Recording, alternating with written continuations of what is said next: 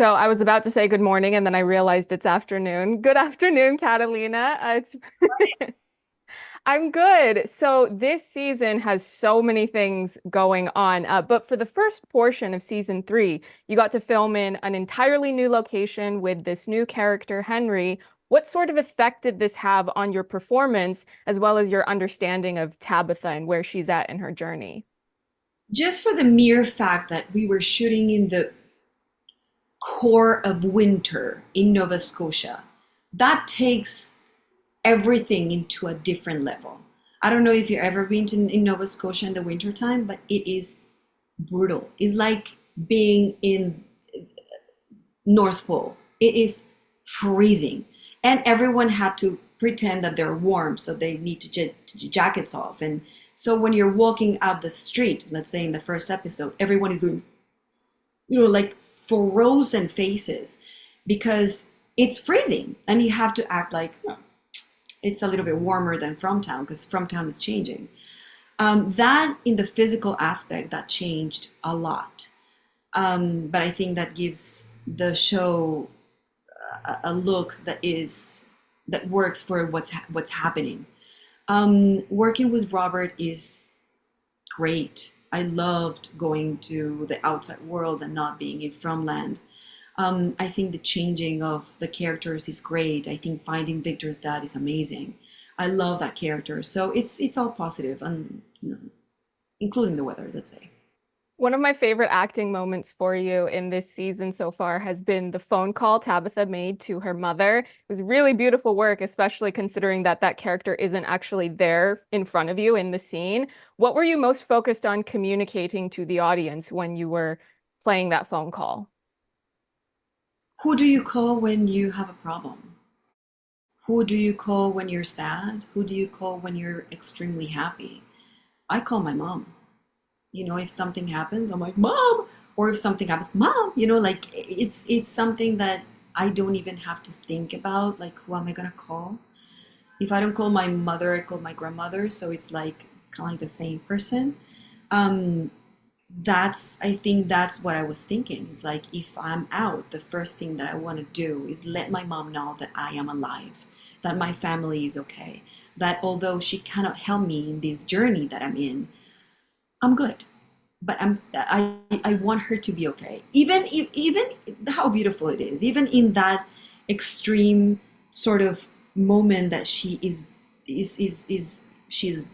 afraid and she's doubtful and she doesn't know if this is reality or not. She just wants to make sure that her mother knows that she's alive.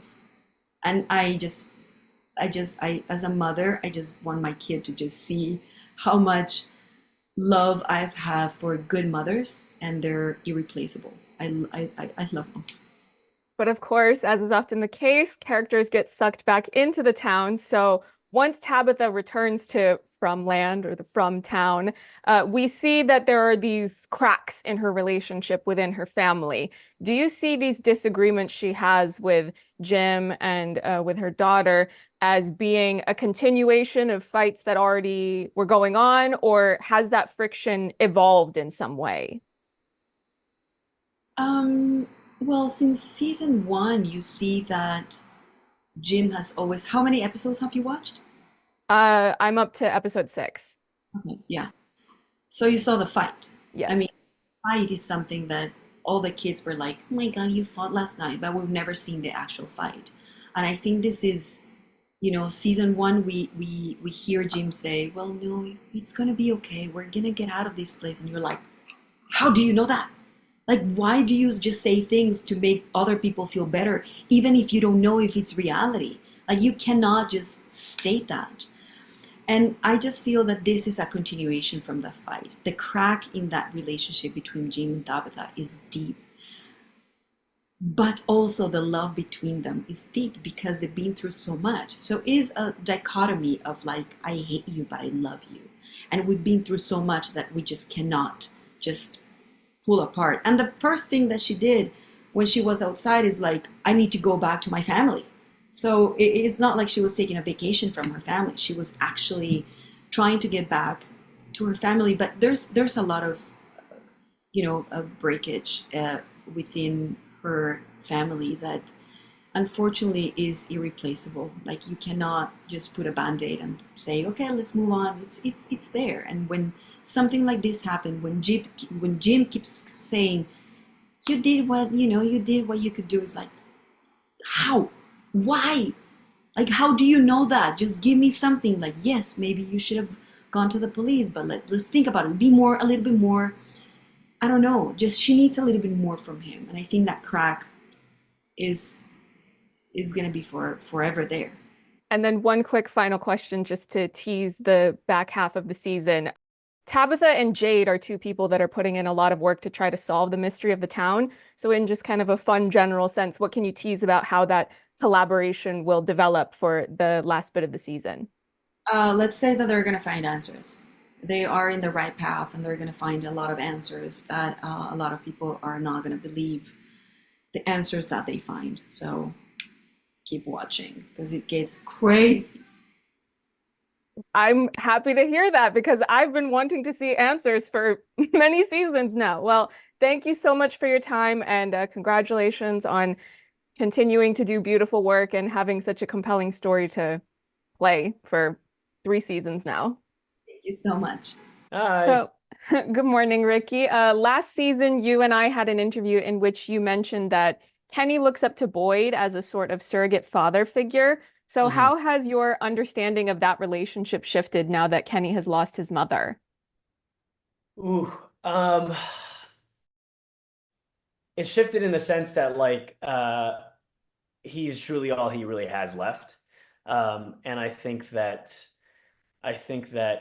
in a realistic kind of like a surrogate father or like adoptive father relationship, um it's it's with the death of his mom, it's hard for him to talk about all these things and go through all these feelings, even towards a father figure, maybe especially to a father figure. And so, yeah, I think he just needed someone to lean on. But I don't know that he's gonna like go right back to being able to talk to Boyd about it. I think he's gonna try to shove it all down. Kenny has a really great line where he says something to the effect of how everything that he thought he was fighting for is gone, as is everything he thought he was going home to. So, Right. what would you say is driving Kenny now at this point in his journey? What's keeping him going at this point is a sense of duty that he feels like he owes to his mother. Because even before she died, kind of like a character choice that I made up in my head was just that after the blow up outside of the diner with Sarah, um, he kind of had this conversation with his mom where it's like, okay, I promise I won't do that again. Like I cannot blow up in front of the town because um, this is not what they need, and this is not the best way to support the people of town. And so now, with his whole family gone, what is keeping him going is I think um, the the promises that he made to his mom, and kind of the energy and the mission that she was on, which is to provide for the town and to support the town and to make this a comfortable, livable place for the town. And he might get a little too obsessed with the mission, but he's just trying to, he's just trying to provide. And it's interesting that you bring up that blow up because actually Kenny wanted to go after the monsters. So he loaded up these jugs of liquor and he was ready to start a fire. So Right. would you say that Kenny is a more angry and vengeful person now than in past seasons, or is that a facet of his personality that's already been there? I think that's a facet of his personality. I think that um, Kenny's a young guy um that got into town and the as we've all experienced uh near the end of your coming of age where you're kind of like really trying to figure out where you are and where you stand in the world and things like that. And for him, unfortunately, he had to do all of that figuring out within town. And I think that that's always kind of been a piece of him, which is like this person that like shoves down this rage that he has that's like boiling underneath. We see it with Sarah. We see it with these monsters. We see it in season one when he's dealing with Ellis. I think that's just a part of who he is, because it's the dichotomy, right? He's like this really sweet, eager, earnest guy, but he's also this person capable of just rage. No, it's an interesting juxtaposition, definitely. So Mhm. I've seen episodes 1 through 6 of season 3. So Cool. episode 6 ends with Kenny asking Donna if he can go and move into the colony house because the house no longer feels like a home without his mother. So Yeah. what can you tease in however general of a sense you prefer about Uh-huh. what sort of things Kenny's going to get up to in that last chunk of the season once he's moved into the colony house? Well, I think so. One of the lines in that scene, at the end of it, after Donna's like, "Yeah, we can make space for you," and then I think I asked her, I said, "Hey, you're not still throwing those like weird sex parties up there, are you?" So maybe Kenny gets up to some of that. I don't know. That'd be kind of cool. It'd kind of be nice for him, maybe. You're making jokes, but you should tease something, something for the audience to look forward to. Let's just okay. Well, maybe he becomes a real. He puts on the deputy hat. Uh, Up in Colony House. He's gonna put on the deputy hat. He'll have an. I don't know if he does a very good job, but he'll try. He'll try. Yeah. Well, I will definitely keep that in mind. I'm looking forward to seeing what answers will or will not come from this last bit of the season. Thank you for your time, Ricky, and congratulations on yet another great season. Thank you. Appreciate you.